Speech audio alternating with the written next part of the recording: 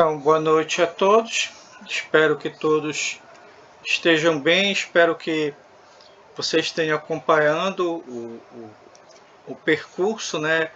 Tenham verificado, tenham revisto os vídeos e, sobretudo, tenham praticado esse processo de iniciação constante, que é o processo de dialogar com o tarô, né? A dialogar com o tarô, tendo como princípio a árvore da vida, né? A árvore da vida.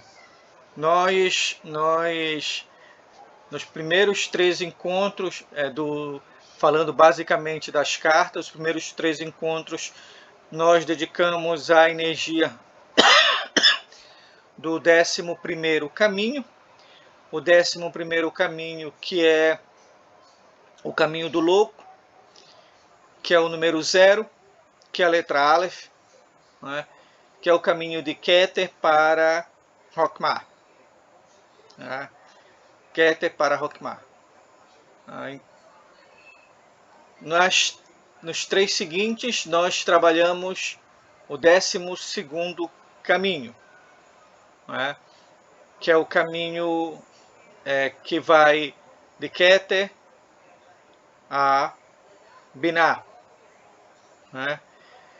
E é o 12º caminho, a letra Bet, o arcano do mago, né? E Mercúrio. Então, eu tenho o 0 e o 1. Então, quando eu tenho o 0 e o 1, de certa maneira, eu passo a ter os 2 pilares para construção, para edificar as coisas. Eu tenho o 0 e o 1. Não é? Então, eu tenho o 0, eu tenho o Aleph, que é a pura energia, que é o puro sopro, né? Manifestado no simbolismo, na simbólica do louco, né? Sobretudo utilizando o tarô de Thoth, né? E aí essa energia indiferenciada, esse grande potencial, né? Ele começa a, digamos assim, ganhar uma forma instrumental no 12º caminho, que é o 12º caminho que é, sobretudo, considerando a casa, né, a Bet como a casa, o templo, o instrumento, né? Então, se o 11º caminho eu tenho, digamos assim, a verdadeira vontade, a verdadeira vontade na sua potência, na sua conjunto de possibilidade, no 12º caminho eu tenho alguém que conseguiu dialogar com a verdadeira vontade, né? E se transformar no grande mago, no grande instrumento, no grande templo interior, no grande tabernáculo, no grande pontífice, naquele que vai ligar o céu e a terra, né? Muito bem. Então aí eu tenho, digamos assim, a grande energia e eu tenho a figura do masculino, que é o mago, né? Se vocês observarem, de Keter, diretamente de Keter, sai um 3º caminho, que é o 13º caminho, né? E é este caminho, digamos assim, mais ousado, o mais ousado, porque esse caminho ele vai ser de Keter até Malkuth, vai passar por uma sucessão de caminhos que vão originar o que comumente na literatura esotérica cabalística chama o pilar do meio, né? Então isso é muito, nas várias escrituras, isso é muito ressaltado, esse pilar do meio, no sentido de que é o momento onde o peregrino, onde o adepto, ele basicamente ele fez atalho na árvore da vida. Porque o que é o pilar do meio? É um grande atalho. É um grande atalho. Né? Mas é um atalho que não é encurtar caminho. Muito pelo contrário. A gente comumente pensa que nós estamos associados a atalho a cortar caminho, né? A abreviar caminho. O pilar do meio, ele simplesmente é o percorrer de um caminho onde eu vou ter contato com todas as sefirós, né, com todos os teus caminhos, com todos os caminhos, mas eu vou fazer isso passando Keter, Tiferet, Yesod e Malkut. Ah, então, nessas quatro sefirot, basicamente é como se fosse grandes terminais que vão encontrar todos os outros caminhos. Sobretudo, Tiferet. Né? Isso é importante para nós, para a gente entender o que nós vamos refletir nesses 3 encontros, né? Que vai focar a sacerdotisa. Né? A sacerdotisa. Isso é fundamental. Né? Então, é o 13º caminho. Aí, se você observar, o 13º caminho é o que vai direto entre Keter e Tiferet. É chamado inteligência unificadora. E é chamada assim porque ela mesma é a essência da glória. É a consumação da verdade das coisas espirituais individuais. Gimel, que é a letra que a gente vai tratar no próximo encontro, a mãe, donzela lunar, companheira, esposa de Pan, anjo, ministro de Deus para cada homem. Né? Então, nesse caminho é muito interessante, porque esse caminho ele ajuda a compreender, né, o que é a sacerdotisa, e a sacerdotisa ajuda a compreender esse caminho. Sobretudo, se eu considerar a figura da lua e a figura de Gimel. A chave para isso, né, a gente vai começar a pensar um pouco sobre essa chave. Né? Mas digo de imediato que a chave para compreender a sacerdotisa, o papel da sacerdotisa nesse caminho de Keter a Tiferet, né, é uma sefira oculta que tem bem aqui, que é Da'at, uma não sefira, ou uma sefira oculta. Da'at, bem aqui. Né? Isso é fundamental, porque Da'at, ela é a sefira oculta. Ela é a sefira oculta, mas ela é a sefira. Ela está oculta, mas ela é a sefira. Tá? Então é preciso considerar isso para poder entender a simbólica da sacerdotisa. Por quê? Porque a sacerdotisa, independentemente do como ela aparece, ela tem uma coisa muito em comum. Tá? Muito em comum. Que pode dizer que é a gnose, que é o oculto. Né? Então, é muito interessante, por quê? Porque, por exemplo, no tarô de Marselha, a sacerdotisa ela aparece como uma papisa. Né? E, basicamente, as únicas partes do corpo da papisa que aparecem são as mãos e a face. Tudo está coberto, ou seja, tudo está velado, está cheio de véu. Está cheio de véu. Está cheio de véu. Está cheio de véu. Quer dizer, para eu chegar ao interior desse conhecimento, que está simbolizado na figura da realeza desse conhecimento, da majestade desse conhecimento, por isso que está no trono, por isso que está no trono, por isso que tem um ar de realeza, mas ao mesmo tempo é velado. Então eu mostro o livro como sinônimo de um conhecimento velado.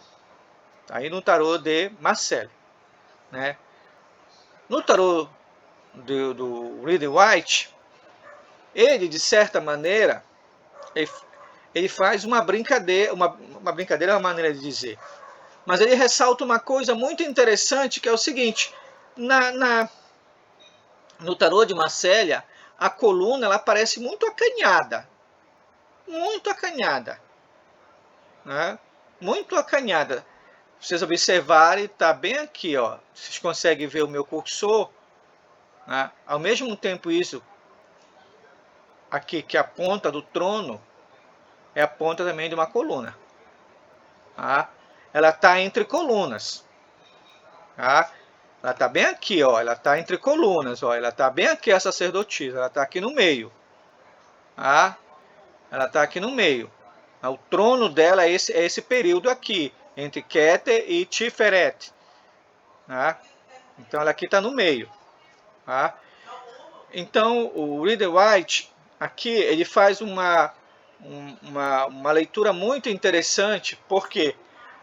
Porque ele ressalta a perspectiva do oculto, mantendo basicamente as mesmas partes visíveis que está no tarô de Marcélia, que é a mão, e a face. Mas aí, como maçom, como ocultista, enfim, ele já vai trazer outros elementos, que é justamente caracterizar essa. Aí ele já não está chamando mais de papisa, ele está chamando alta sacerdotisa.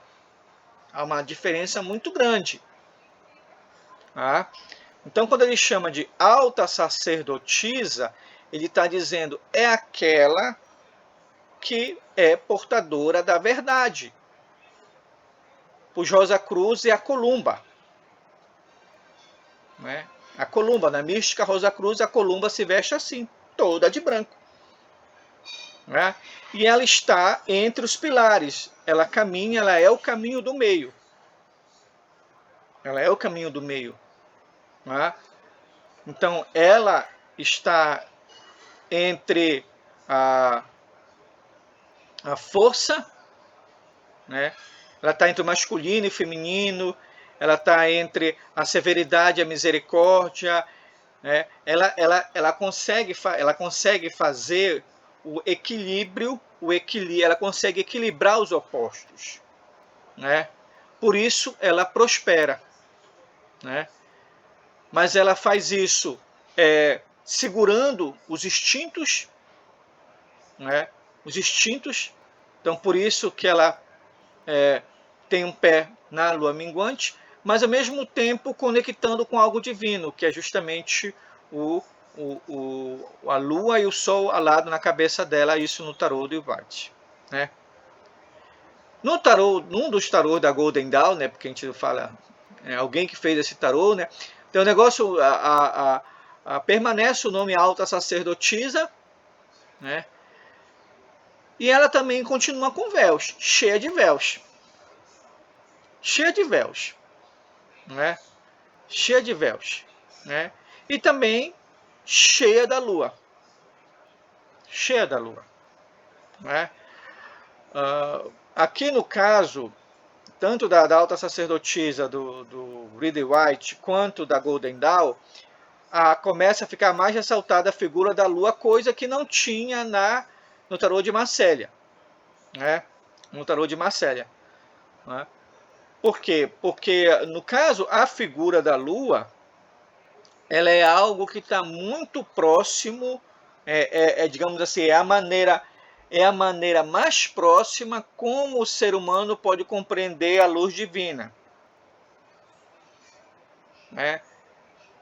é a primeira maneira como, digamos assim, a luz divina, como eu posso me colocar. É como se eu considerar o Sol como o grande centro do processo, né? E se eu considerar ele como o grande, digamos assim, como o grande emanador de luz, né? A luz da Lua, ela é um reflexo. Tá? Então, nesse caso aí, essa Lua que ela está com o pé aí, essa Lua aí, que ela está no pé, essa Lua é Yesod. Tá? Mas essa Lua que ela está na cabeça em cima, aí, esse conhecimento aí é da At. Tá entendendo? Então, ela é como uma ponte que vai traduzir esse conhecimento mais elevado e vai fazer com que ele se torne inteligível ao ser humano. Então ela vai mostrar esse conhecimento, mas ela vai mostrar de uma maneira velada. Ela vai mostrar, mas ela não vai revelar. Ela vai mostrar, mas ela não revela. Por isso que ela é cheia de roupa. Tá? Então a roupa, ao mesmo tempo que revela, esconde. Então esse véu, ao mesmo tempo que ele revela que existe, ele esconde o que existe. Então daí a recorrência da peça da lua e da peça dos véus na carta. Sobretudo quando ela passa a se chamar não mais de papisa, mas a alta sacerdotisa, que é no do William White, no da Golden Dawn, e aqui também no tarô, do tarô operativo do Lomiro Luquete. Né? Então aqui também ela está, só que aqui ele coloca véus, ela está com véus, mas é como dizer bem assim, olha, transcendendo os véus, ela aparece tal como é. É um pouco isso. As colunas estão aqui discretas, olha, a preta e a branca. A preta e a branca aparecem discretamente, a preta e a branca. As colunas aparecem discretamente, a lua aparece aqui. E não deixa dúvida de que a sacerdotisa, ela é uma mulher. Isso aqui é um ponto fundamental. Por quê? Porque Da'at bem aqui é a verdade. E essa verdade nas tradições espirituais é sempre uma verdade feminina. Ela está sempre associada à figura do feminino. Eu não estou falando da figura sexual feminino. Né? Quando a gente fala masculino e feminino, aqui não tem nada a ver com a ideia do carnal. Né? Então aqui o princípio aqui é um princípio feminino. Né? Então, se eu tenho o louco aqui, que é a energia potencial, se eu tenho o mago aqui, que é o masculino, a sacerdotisa é o feminino. Né? Então, por isso que é o terceiro. Então, eu tenho a potência, o masculino e o feminino. Então, eu tenho a possibilidade de criação agora. Né? Então, quando permanecia o 2, ou seja, quando permanecia Aleph e Bet, né? Aleph Bet dava a toda a possibilidade de criação. No entanto, era preciso isso ser manifestado, né? Por meio de atos de sabedoria. Então, esses atos de sabedoria vai estar na carta da alta sacerdotisa. Alguém quer falar, pode falar. Eu quero falar. Pode falar, querida. Tranquilo, pode falar. Tá me ouvindo? Tô ouvindo sim. Eu meio que perdi um pouco, porque a minha internet aqui meio que ficou instável. Não sei se você falou isso. Se falou, peço desculpas. Tá? Mas na carta, você estava falando sobre a questão do aspecto feminino da carta. Então, na carta do White, que é a segunda aí, né? Uhum. Não é isso? Sim, sim. Você vê que atrás da sacerdotisa tem uns elementos assim, como se fossem umas frutas. Ou Sim. Não são frutas, são romãs. Romã já é. E a romã, o significado dela, um dos arquétipos dela é a representação do útero. Sim. Então isso é um bom símbolo para se atentar também. Perfeito, Dinda, perfeito. Até porque. Não, tranquilo, perfeito. Até porque no símbolo da maçonaria, essa romã estava em cima dos pilares. Frequentemente, esses pilares aqui são cheios de romãs, Dinda. Esses pilares aqui em cima. Entendi. Eles são pilares. Porque aí mostra justamente a fertilidade. Né? A romã ela é a fruta da fertilidade, né? Ela simboliza a fertilidade. Você está corretíssima na coisa. Né? Então, a sacerdotisa, a grande sacerdotisa, ela vai ser, digamos assim, uma espécie de grande mago. Né? Eu tenho o mago como o masculino, a sacerdotisa, ela vai fazer essa ponte. Ela vai fazer essa ponte. Então, o mago ele faz a ponte quando ele constrói a casa, é o instrumento. A sacerdotisa faz a ponte quando ela pega de Keter e vai até Tiferet. Mas para ir por Tiferet, ela passa por Daat. Isso que é o fundamental. Tu tá entendendo? Então, por passar por Daat, e por a verdade de Daat ser muito profunda, ela precisa acobertar a verdade. Ela precisa vestir essa verdade. Então, a sacerdotisa, ela é o oculto, ela é o que guarda a gnose, ela guarda a verdade. Por isso, ela é envolta cheia de véus. Ela é envolta cheia de véus. Se você reparar, não tem um caminho que liga Keter a Daat e um que liga Daat a Tiferet. Não tem. Na realidade, a sacerdotisa ela faz os dois caminhos. Ela cruza, é um caminho que cruza uma entre aspas, não sefira, mas que existe. Então é nessa sefira de Daat, nessa não sefira, que está a explicação do porquê a sacerdotisa é tão velada. Tão velada. É tão velada. E ela é tão velada e quando ela se revela dentro de um simbolismo que é para afastar o curioso. Né? Que é para afastar o curioso. Né?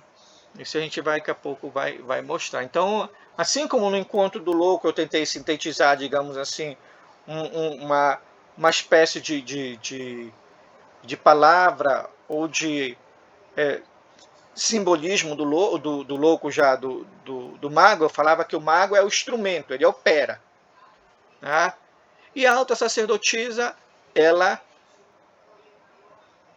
oculta, ela vela e desvela, digamos assim, ela vela e desvela. Ela é a senhora dos véus. Né? Por isso que a boa e velha Blavatsky escreve lá Isis sem véu. Né? E, obviamente, depois, Isis sem véu e a doutrina secreta. Na realidade, é o mesmo livro. Né? Isis sem véu e doutrina secreta são, digamos assim, acordes diferenciados do mesmo pensamento. Né? Ela está se referindo totalmente a essa gnose. Né? Essa gnose, ela está tirando a roupa da sacerdotisa para mostrar a Daat, para mostrar o conhecimento oculto. Tá? Então, nesse primeiro momento. Muito bem. Pegando a carta do tarô de Thoth, né, a carta do tarô de Thoth, então a gente vê uma figura feminina, né, e como mencionei para vocês ainda há pouco, a verdade ela é sempre feminina. Tá? Então, mesmo quando essa verdade apareça na forma do Espírito Santo, é figura feminina. Sofia é feminina. Tá? É feminina. Por quê? Porque é a verdade que fecunda, que gera. É a verdade que gera. Ela que cria. Tá? Então, inicialmente, vocês veem aqui destacada uma figura feminina coberta por vários véus. Vários véus. Tá? Então, aí já mostra uma necessidade de, ao mesmo tempo, mostrar o mistério, mas ao mesmo tempo ocultar o mistério. É bem a ideia da doutrina secreta, ou da Isis Servel. Tu sabe que tem aquilo ali, né? Mas tu nunca vai chegar nessa doutrina secreta dando atenção para ela como quem dá atenção a uma revista em quadrinho. Que é justamente esse trabalho que a alta sacerdotisa está deixando para a gente. Ela está dizendo assim, olha, meu amigo, tu só pode me conhecer se tu iniciar o trabalho, que é o trabalho como eu posso mencionar, é um trabalho que leva a ser um adepto. Não é? Porque adepto, mestre, iniciado, basicamente, eles são sinônimos se a gente levar ao sentido mais profundo do termo. Não é? Porque, no sentido mais profundo do termo, quem é o mestre? O mestre é aquele que faz o que fala. Quem é o adepto? O adepto é aquele em que ele e a doutrina são um. O que é o iniciado? É aquele que entrou na corrente e a corrente entrou nele. Vez por outra a humanidade conhece pessoas assim. Vez por outra a humanidade conhece pessoas assim. Né? E quando ela conhece, e quando essas pessoas elas só aparecem porque elas fizeram esse encontro aí. Porque a alta sacerdotisa, sendo sacerdotisa, ela é a grande ponte. Porque sem ela tu não passa, tu não passa pelo abismo, porque da arte é o abismo. É o abismo. Né? Sendo a verdade, ele é o abismo. Tá? Então isso é fundamental. Então por isso que a figura da sacerdotisa, e aqui o Tarot de Thoth não fala alta sacerdotisa, ele só fala assim, a sacerdotisa. Né? Eu não sei qual é o mérito aí, porque assim, como já falei outras vezes para vocês, né, a ideia do Crowley ao fazer um tarô era meio que rivalizar com esse aqui do Rider-Waite, né, e fazer uma espécie de superação dialética disso. Né? Então, para o Crowley, no tarô do Crowley, do tarô de Thoth, aí fala assim, ó, cara, só sacerdotisa. Porque alta sacerdotisa já é algo redundante. Porque senão tu vai ter que criar o baixa sacerdotisa. Esse é o negócio aqui. Quando fala alta sacerdotisa é porque tem uma baixa sacerdotisa. Então não vira. Então vamos chamar sacerdotisa. Né? Sacerdotisa. Né? Mas é um conhecimento que é profundamente velado. Velado. Velado. Né? Mas aquilo que vela é aquilo também que revela. Né? Então, quando ele constrói esse trunfo, quando ele apresenta esse conjunto de cores, esse conjunto de formas, de desenhos, ele está ao mesmo tempo velando e revelando. Tá? Então, não se trata de esconder. Oculto não quer dizer escondido. Mas oculto é aquilo que precisa ser trabalhado, precisa ser cativado, precisa ser cultivado, precisa ser cultuado. Né? Então, no primeiro momento aqui, essa figura da sacerdotisa, ela é a pura manifestação do mistério. Ela é o mistério. Ela é o mistério. Né? Olha aqui, cheia de roupa. Na alta sacerdotisa do Rider-Waite, cheia de símbolos. Idem no da Golden Dawn, idem no Domino Luquete. Aqui, ela está parecida com a do Domino Luquete. Né? Aqui tem os dois pilares ainda, ó, os dois pilares, ela está no meio. Tá? Ela está no meio, mas o destaque aqui são os vários véus.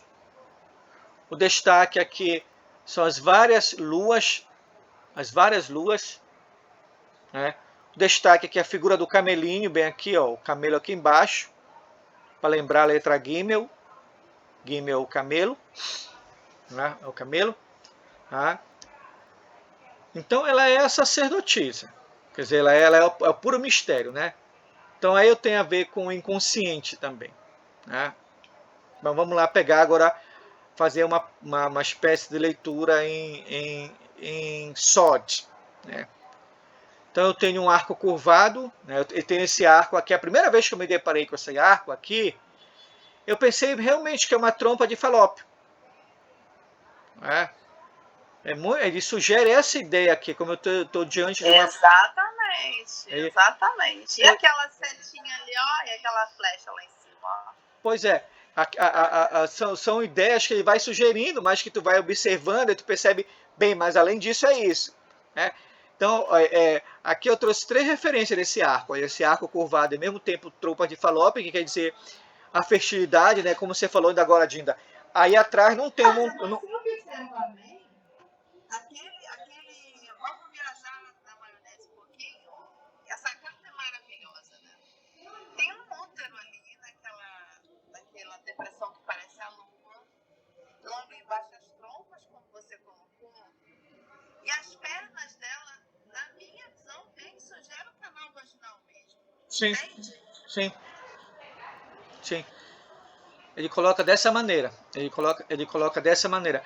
Porque assim, como eu mencionei ainda há pouco, quando a gente fala dessa conotação sexual aqui, ela é uma conotação no sentido simbólico arquétipo mesmo, no sentido de entender o princípio feminino, enquanto é importantíssimo para entender o caminhar que está embutido nesse 13º caminho aí, né? A experiência espiritual desse 13º caminho aí. Né? Então, ao mesmo tempo que esse arco ele sugere uma trompa de falópio mostrando a fertilidade, aí o papel dele é substituir aquele montão de romã que estava na carta do Reader White. Tá entendendo? Então, enquanto o Reader White colocou um montão de romã, ele falou assim: ó, eu vou colocar a fonte, que é a trompa de falópio, pronto, ponto para mim. É como se fosse essa rivalidade que é bem nítida, isso daí. É bem nítido. Tá? Então aí coloca como um lugar onde mesmo vai ter a seleção e vai se mostrar a capacidade criadora, né? Mas ao mesmo tempo esse arco ele é um instrumento de corda, né? Porque a verdade, mesmo a verdade iniciática, mesmo a verdade esotérica, ela tem que te atrair para ela, senão ela fica lá. Ela tem que ter um elemento atrativo. Você está entendendo? E aí que é justamente a ideia do instrumento de corda, enquanto do arco, enquanto pode virar um instrumento de corda. Né? O arco e harpa. Né?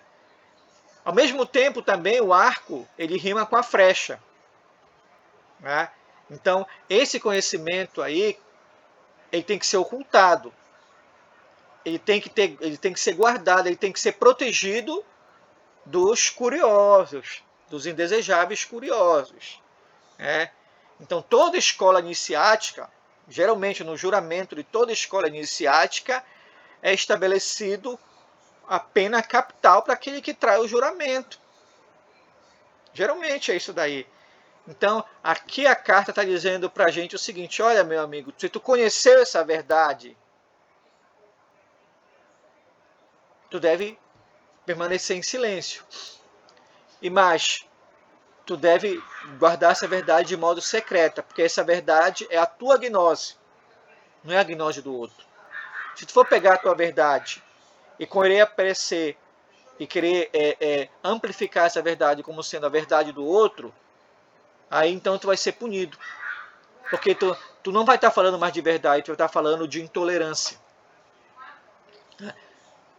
Aí vem o papel da flecha, né, nesse aspecto. E também do outro, que é justamente afastar os curiosos. Né? Afastar os curiosos, né?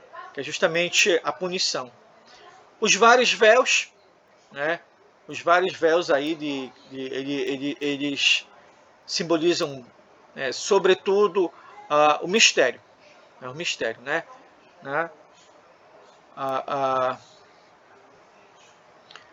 A forma, a cor e a forma dos raios, né? Sugere meias luas voltadas para cima, né?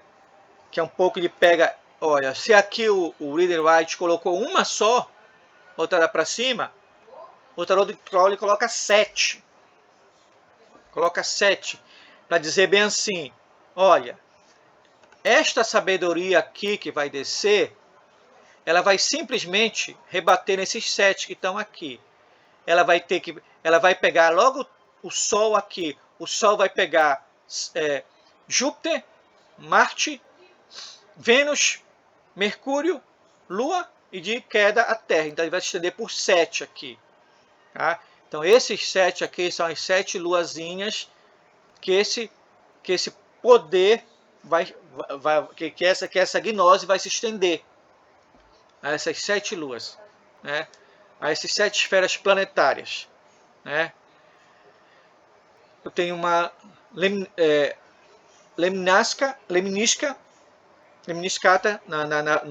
na frente dos olhos, que é para mostrar a ideia do eterno, né? A ideia do eterno, né? E aí vem esse aspecto que se colocou, Dinda, né? Então a maneira como as pernas estão dispostas está uma espécie de canal vaginal, que isso é muito bem exemplificado nos frutos, nas flores, nos cristais, né, colocados aos pés dela, no sentido da fertilidade, da abundância. Né? Você pode reparar, são várias pedras preciosas, cristais, essa coisa toda. Né? E, se não me engano, este verde aqui é um romã verde, ou abacaxi. Abacaxi não está com cara. Mas são frutos que denotam várias sementes da ideia da fertilidade. Tá? Obviamente que aqui é um olhar muito parcial, né? Vocês podem olhar e enxergar outras coisas. Aqui tem as colunas também, né? As colunas, então, a sacerdotisa, ela é sempre a mediadora. Ela é a mediadora. Ela é a mediadora entre o 0, o potencial do louco, e o 1 do mago. Por isso que ela é o 3. Então, ela vai. Aí, a partir daí, eu começo as emanações para os 7 planetas. Né? Pode sim, pode sim. Aí hoje estou muito falante. Pode falar. A mulher, enquanto mulher mesmo, eu quero dizer, tá? Ela é um portal, né? De todo homem, de todo ser para este mundo. O aspecto feminino da mulher, e aí sim, esse está em todos nós, homens e mulheres, é que dá o nascer ao novo ser. Né? É através do aspecto feminino em cada um de nós é que nós conseguimos dar, nascer, parir o novo ser que nós precisamos nos tornar para nascer novamente. Mas você está correta. Esse é um grande mistério dessa carta. Sim, sim, você está perfeita a sua colocação, Dinda. Inclusive, porque o caminho de Quimel, que é o caminho do camelo, o camelo tem esse arquétipo desse caminho no deserto, através do deserto, que é o deserto da vida, né? A noite escura da alma, todo esse nosso caminho, o deserto é a vida. Sim, sim. É a vida que o camelo atravessa. Sim. Esses aspectos. A nossa busca por essa inteireza, né? Por nos completarmos, né? Sim. É isso. Esse aspecto a gente vai sempre tratar, mas a gente vai tratar no próximo encontro do camelo. Mas é interessante que o camelo ele guarda uma semelhança muito grande com essa carta, por conta da capacidade de resistência e da capacidade como posso dizer assim, como eu posso dizer, ele armazena grande quantidade de água e ele também pode sobreviver por muito tempo em condições muito drásticas sem água, por exemplo. Né? Aí a gente vai tocar no próximo ponto, no próximo encontro da lei. Não precisa desculpar nada. Vamos lá. Aqui eu peguei a carta do Papos, tá? Da carta do Papos, que é muito parecida com olha só o tanto de véu. Olha o tanto de véu. Né? Mas obviamente aqui ele segue uma outra tradição. Aqui ele segue ao pé da letra o Eliphaz Levi, né? Então ele joga para essa carta a letra Bet, né? Letra Bet, né? Então vamos lá. Mas o que quero simbólico, o que quero mostrar é a recorrência da sacerdotisa, da papisa, que no caso que ele falou, como alguém que sempre aparece velado. Está entendendo? Sempre aparece envolto a véu, reforçando essa ideia que eu falei do oculto. Do oculto. Disso que você falou, Dinda, do portal. Do portal. Né? Então, na simbologia cabalística, a sacerdotisa é o camelo que cruza o abismo. Isso que você mencionou ainda agora. Tá entendendo? Então, ele tem que ter uma capacidade muito grande para percorrer aqui, porque ele não vai percorrer só um caminho. Ele vai parar, fazer uma estação bem aqui, que é da At, que é o abismo. Que é o abismo. Tá? Tá? Não, não dei. Não. Aí na máxima ocultista, dentro daqueles verbos que a gente falou logo nas primeiras aulas da Cabala, né? A gente falou dos 4 verbos, vocês lembram? Pois é. Querer, ousar, saber e calar. Né? A carta 15, né? O diabo é o querer. Coloquei queres aqui, é o querer. Né? A luxúria, que é a 12, é o ousar. Né? O mago, que é o 1, é o saber. E a sacerdotisa é o calar. É o calar. É um negócio muito interessante. Por quê? Porque a verdade, ela age em silêncio. Ela age em silêncio. É um negócio muito interessante. Ela age em silêncio. Né? Ela trabalha discretamente, cheia de véus em silêncio. Né? Como diz lá o Frater Goya, a sacerdotisa aprofunda o poder do mago. Poder de sedução, poder de mudar o mundo por meio da fala, né? Ou mesmo da autoilusão. Aí entra o componente da lua. Né? É o símbolo da paciência. Paciência. Representa as ilusões, a capacidade de magnetizar e influenciar as pessoas, de tocar suas almas. Né? Então aqui nós voltamos de novo para o arco. Né? Então essa figura, essa trompa de Falópia, que é essa fertilidade criadora, sedução. Né? Esse arco enquanto instrumento, sinônimo de harpa, ou de cordas mesmo, sedução. E aqui eu tenho o arco e flecha, velar, punição. Né? Então, nós estamos dialogando com uma figura que trabalha com a ideia da Lua. Então, a Lua, em termos de planeta, né, em termos de construção das sefirós, a Lua está em Esod. Né?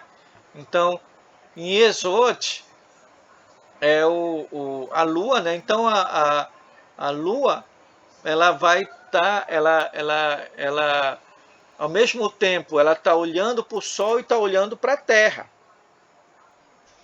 Tá? Então ao mesmo tempo ela é fonte de libertação e fonte de ilusão. Depende da maneira como tu vai construir. Tá? Então a alta sacerdotisa, ela tem um elemento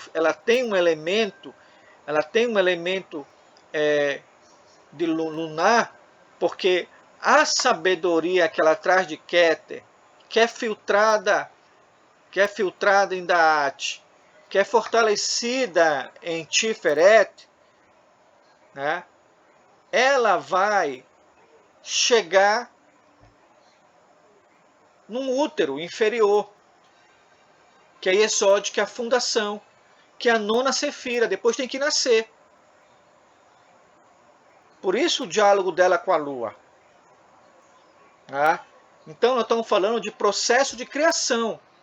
Esse processo de criação pode ser processo de criar uma ilusão ou criar o caminho da verdadeira vontade. Alguém quer falar? Você falou da alta sacerdotisa e baixa sacerdotisa. Esse seu paralelo aí me ficou sono, tipo aquela coisa assim. Ela é a alta lua e a sua de abaixo lua. Só que não Grosseiramente. Sim, nesse sistema é até aceitável, digamos assim. A sacerdotisa de cima pode até ser. Tu tá entendendo? Pode até ser, mas na realidade, se a gente pensar muito bem, se a gente pegar a sacerdotisa como o Totti coloca, o tarô de Totti, né, eu acho que é o mais adequado, né, porque ela faz a ponte, ela é um mago mesmo, ela faz a ponte. Agora, o diálogo dela é direto com a figura Lua, porque tudo que ela vai trazer, né, ela vai trazer de Keter, vai ser filtrado em Da'at, vai ser ressignificado planetariamente em Tiferet, porque de Tiferet ela vai espalhar essa energia por 7 planetas, né? Mas no final vai parar lá em Exódio, que é o fundamento, né? Que é o fundamento. Aí sim, vamos dar a luz. Tá entendendo? Então depois da nona, tudo volta ao começo, né? Então a nona é o processo de criação. É a pergunta básica: o que tu vai criar? Tu vai criar uma ilusão? Por isso que as sacerdotisas, elas são profundamente magnetizantes, porque elas nos convidam todo o tempo a criar.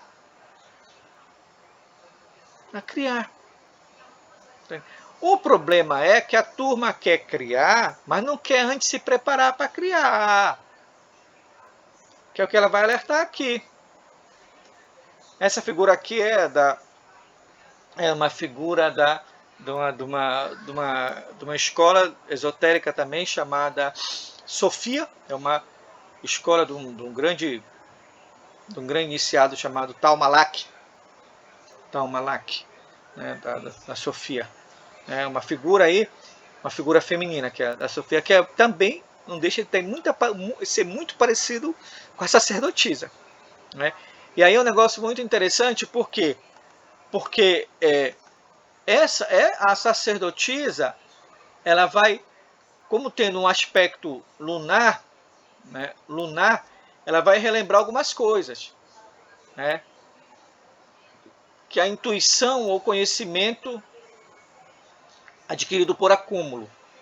Mas esse acúmulo não é acúmulo de leitura, não é acúmulo de livro, né? Isso é outra coisa, olha. É o conhecimento que se recebe após um longo e paciente estudo, onde o importante é o empenho e não a quantidade e não a quantidade de conhecimento, né, dos conhecimentos adquirida. Não é a quantidade de conhecimento adquirida. Quer dizer, onde eu quero chegar? Né? Naquilo que sempre menciono, do quanto as pessoas que entram num caminho iniciático, elas descuidam do processo de formação. Elas começam a acreditar que pertencem àquela escola só quando vão para aquela escola. Elas dissociam o conhecimento da vida, o conhecimento iniciático da vida. Muitas elas pegam esse conhecimento como uma espécie de social. Quer dizer, eu sou da escola A, B, C ou D quando eu frequento aquela reunião. Quando eu estou fora daquela escola, eu não pertenço mais a ele. Aí eu sou o professor, o marido, o vizinho, quem for. Aí parece que aquele conhecimento só serviu para aquele momento lá. Né? E esse que é o problemático. A experiência espiritual, a prática espiritual, ela deve ser exercida no mundo. Tá? E o mundo não vai parar para a gente exercer a nossa prática espiritual. Tá? Então, o mundo ele vai continuar existindo, as nossas experiências elas vão continuar ocorrendo. Né? E o nosso amadurecimento, o nosso crescimento espiritual, o nosso processo iniciático, ele começa a acontecer quando tu começa a perceber que novas experiências tu está passando, que não são mais as mesmas situações que acontecem para ti, né? Por quê? Porque tu já conseguiu assimilar aquilo que tu tinha assimilado nas lições passadas, né? Mas aí é o grande problema, como eu falei para vocês, né? Penso que as pessoas elas elas ainda vivem, qualquer escola espiritual que elas procurem, e para mim não tem uma escola espiritual mais importante que a outra, todas alimentam as almas, tá. Todas alimentam as almas, todas alimentam as almas, né? Todas as pessoas se alimentam de cada escola, né? De cada escola. Onde que está o problema? O problema está em que as pessoas se distanciam das suas escolas, elas distanciam a vida dessas escolas, né? Ah, então o senhor está falando de fundamentalismo? Não, não estou falando de fundamentalismo. Eu estou falando em caminhar rumo à maestria. Rumo à maestria. Ou seja, procurar fazer aquilo que eu falo. Tá? Então, esse caminho do sacerdócio, né, é o caminho daquele que faz o que fala. Então, se ele faz o que fala, se ele é a palavra, se ele é a palavra viva, então não precisa mais de livro. Ele não precisa mais de um iniciador. Ele não precisa mais de um mestre. Né? Ele não precisa mais de um Deus. Ele não precisa mais de um Cristo. Porque ele conseguiu enxergar isso nele. Enquanto ele não enxergar, ele vai continuar precisando de Deus, de Cristo, de Buda, ele vai precisar. Mas quando ele enxergar, quando ele perceber que ele é um Deus, que ele é uma estrela, que ele é o caminho, a verdade e a vida, que ele é a própria bandeira, né? O próprio refúgio dele, aí ele vai perceber que não faz muito sentido pensar em Deus. Não é? Porque Deus é energia, Deus não é pensamento, Deus é energia, Deus é criação. Né? Aí ele vai perceber que o conhecimento é aquele conhecimento que eu vivo. Aí o conhecer se torna uma espécie de conhecimento místico. Aí que a gente vai entender aqueles termos que várias vezes na Bíblia é colocada. E José e Jacó conheceu Sara. Tá? E fulano conheceu Ciclano. Então, conhecer quer dizer se diluir no outro. Ele e o outro se tornaram um. Né? Então, ele encontrou, o conhecer aí é encontrar a sua contraparte da sacerdotisa. Né? Então, por isso que a verdade é um aprendizado pela experiência. Pela experiência. Tá? Quer dizer, ela não é algo que tu pode ensinar. Não. Tu tem que viver. Então, é um pouco essa história. Então, se de um lado aqui eu tenho a sacerdotisa, você vê que na carta do Totti não tem livro. Ou o livro ele está praticamente oculto. Eu não consegui, eu olhei várias vezes aqui, eu quis pensar que isso que está bem aqui é um livro, mas não me convenci. Eu tentei procurar um livro aqui, né? Mas depois eu comecei a perceber que quando eu coloco trompas de falópio aqui, quando eu coloco aqui toda uma configuração do aparelho reprodutivo feminino, eu estou tocando no grande livro que é a vida. Então eu estou mostrando um grande livro aqui que é a vida. Né? Que é a vida, quer dizer, eu não estou indicando um livro, mas eu estou dizendo vivam. Né? Vivam, porque vivendo vocês vão encontrar a verdade. Né? Vocês vão encontrar a verdade. Essa é a grande mensagem. Né? Então, ao mesmo tempo, viver e buscar viver a verdade, né? Então, obviamente, é preciso voltar muito para dentro e ganhar confiança nos sentidos, fazer um processo de autoconhecimento, né? Então, quando fala, quando a carta diz, quando a carta aparece para a gente cheia de véus, né? A gente pode dizer muito bem que os sentidos, eles são esses véus, né? Nós podemos ler os véus como os vários sentidos, né? Aí também pegando o ensinamento oriental do budismo, né? Independente da ramificação deles, né? O budismo tem uma coisa muito interessante, que eles falam de Maya como uma grande ilusão, né? A grande ilusão, quer dizer, o grande véu, né? Então eu tenho um véu, esse conjunto de roupagem me faz cada vez mais afastar da minha verdade, né? Então um pouco superar esse processo, né? Já mencionei que a sacerdotisa ela está entre os dois pilares da árvore da vida.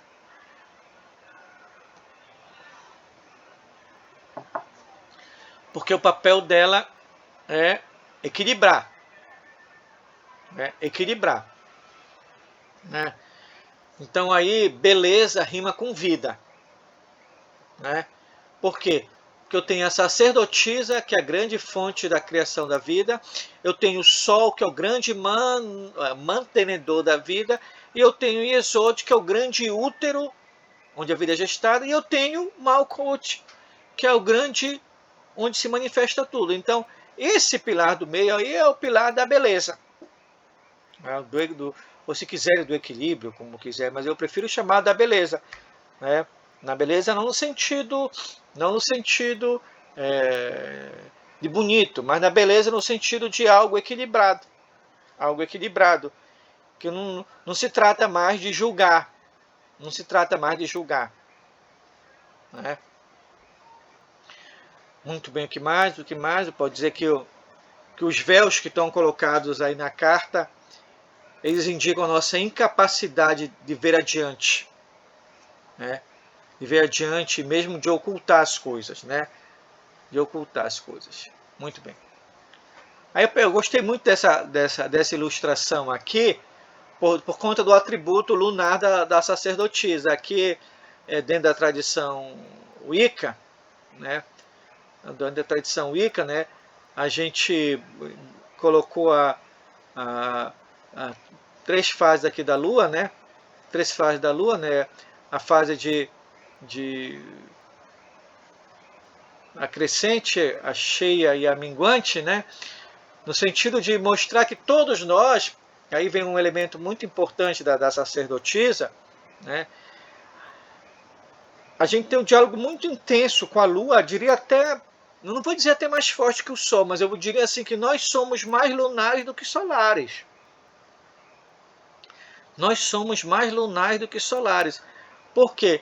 Porque a nossa limitação de enxergar as coisas, de enxergar o que acontece em Tiferet, faz com que a gente só enxergue Tiferet por meio de Yesod.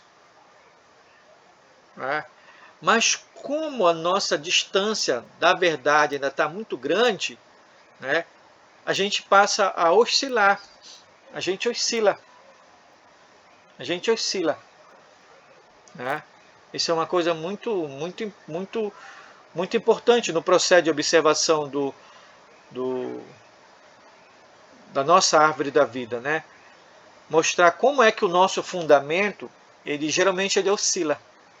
Como é que o Yesod oscila? Né?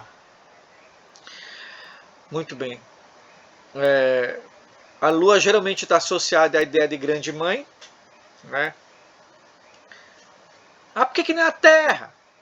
Não, é a Lua. Por que a Lua? Porque a Lua está em Exódio, é o grande útero. A Terra é a Gaia, é a grande provedora. Mas o grande útero é Yesod. É lá que sai. É lá que sai. Então, de fato, quando a gente chama de grande mãe, é grande mãe lunar. Né?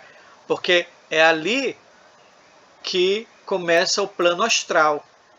É ali que começa o trabalho do mago. Por quê? Porque ele conseguiu harmonizar com os 4 elementos, né, lá em Malkuth, conseguiu fazer o caminho de Saturno, o caminho do mundo, lá o caminho 32, aí ele vai se deparar com Yesod. Então, Yesod, quando ele chega em Yesod, quando ele chega no ego, aí sim que ele começa o trabalho, né?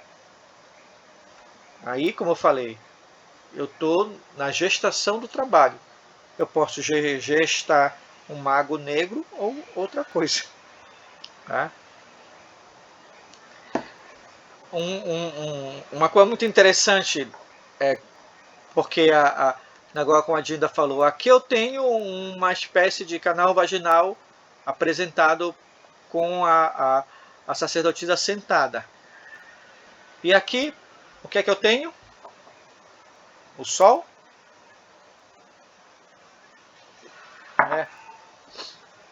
Então aqui o Sol eu tenho, de certa maneira, um grande falo. Né? Os raios que eles estão espirrando são os grandes, né, vamos colocar assim, espermatozoides que estão nos testículos bem aqui embaixo. Aí quando ele expõe o jato, aí nasce o grande ciclo. Olha o sinal do zodíaco aqui, o ciclo do zodíaco. Né? Por que isso aqui é interessante para nós? Porque a carta da Lua, ela mostra feminino. A carta da Lua, né, que no caso é a carta... quando eu falo carta da Lua, eu estou dizendo a Lua, a sacerdotisa, tá? Não é a outra carta da Lua. Tá? Mas essa carta que faz referência à Lua, isso quer dizer. Tá? Então aí eu tenho um grande útero, isso é diferente do Sol, que é o grande Ione, o Linguan. Né? É universal e vai do mais baixo ao mais alto. Trata-se de um símbolo que reaparecerá frequentemente nesses hieróglifos. Mas nos primeiros trufos a ocorrência é como de natureza abaixo do abismo. Né? Então, por quê? Porque eu tenho, a sacerdotisa está bem aqui. A sacerdotisa é isso bem aqui, ó. Agora use a imaginação. Então, eu tenho aqui a vagina. Né? E se a sacerdotisa caminha de Keter para Tiferet, então ela vai se encontrar com esse Ione aqui. Aí vai gerar muitas coisas. Né? Então, por isso esse encontro. Nesse aspecto aí. Tá? Nesse aspecto. A alta sacerdotisa é a primeira carta que liga a tríade superior com as 7 sefiras de baixo. Né? Seu caminho, como é mostrado no diagrama, produz uma conexão entre o pai, em seu aspecto mais elevado, e o filho, em sua manifestação mais perfeita. Né? Ó, pai, Keter, pai aqui, filho aqui, ó. Sacerdotisa é o caminho. Mas sem sacerdotisa não tem filho. Porque a sacerdotisa é o caminho para chegar ao filho. Entende? Por isso que ela é o grande útero. Né? Mas só tem o filho se tiver a junção do princípio feminino com, ou melhor, a junção do princípio lunar com o princípio solar. Aí que está a história. O princípio lunar com o princípio solar. Né? Então, o pai, em seu aspecto mais elevado, e o filho em sua manifestação mais perfeita. Este caminho está em equilíbrio exato com o pilar do meio. Aqui, portanto, a mais pura e mais exaltada concepção da Lua. Né? Aqui eu tenho uma outra representação. Nós falamos logo nos primeiros momentos lá do arco, né? Então, Artemis também tem essa ideia, né? Só que Artemis já não é tão velada, mas a ideia da caça. A ideia da caça. Né? A carta representa a forma mais espiritual de Ísis, a Virgem Eterna, Artemis dos gregos. Ela está trajada tão somente com um véu brilhante de luz. E ela é a própria luz. Oi, alguém quer falar? Alguém quer falar? Então vou seguir. Assim, desculpa, que já saiu de frente. Não, tranquilo. Assim, a Artemis, ela é um corpo de luz. Ela é a verdade atrás do véu, né? Artemis ou Ísis ou a sacerdotisa, né? Ela é a alma de luz. Sobre os joelhos dela está o arco de Artemis, que é também um instrumento musical, pois ela é caçadora e caça por encanto. Né? Acho que... cadê? Aqui é a parte do camelo, que eu vou contar no próximo encontro. Tá? Então, caríssimos e caríssimas, foi um pouco que trouxe para vocês. Né? Espero que tenha suscitado muitos elementos para reflexão. Né? Aí agora a gente posso